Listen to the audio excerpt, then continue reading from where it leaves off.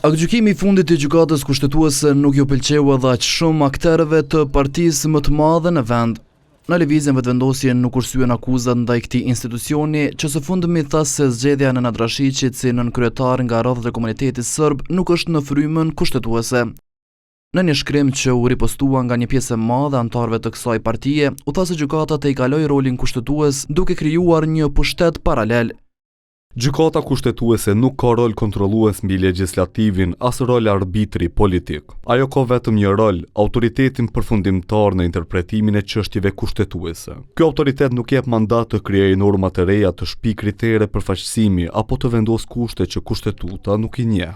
Gjykata aktuale kushtetuese është duke bërë hermeneutik të teksteve të veta. Kur gjykata kushtetuese bëhet autoreferenciale, ajo kalon jashtë kufive kushtetues.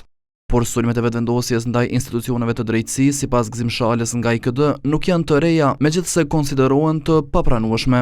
Fatkeqësisht ka kaluar në mendësi politike. Kjo çështje qartazi përbën ndërhyrje në drejtësi, ndërhyrje në punën e gjykatës kushtetuese dhe cenon parimet bazë mbi të cilat ndërtohet edhe Kushtetuta e Republikës së Kosovës. Ky shton se kjo formë e sulmit bëhet me qëllim që qytetarët ta humbin besimin në institucione. As gjykata kushtetuese as institucionet e tjera nuk janë institucione, si më thon, shumë popullore.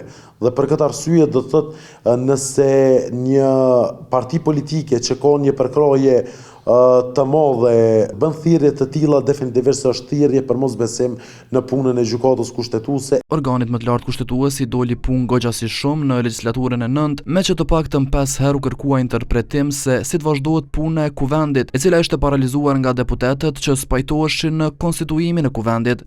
Por gjatë kësaj periudhe, kryeministri në detyrë dhe bashkëpartiakët e tij kishin kritikuar vendime të nxjerra nga kushtetuesja. Të vetmen dilemë që e kam në këtë situatë është nëse është më shumë absurde apo më shumë e dëmshme kjo mas 25 ditore.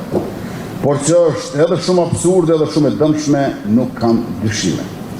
Kjo kishte nxitur reagime edhe nga ambasadat e huaja në Kosovë, të cilat vazhdimisht bënin thirrje për respektimin e pavarësisë së gjykatës kushtetuese dhe të gjyqësorit në tërësi.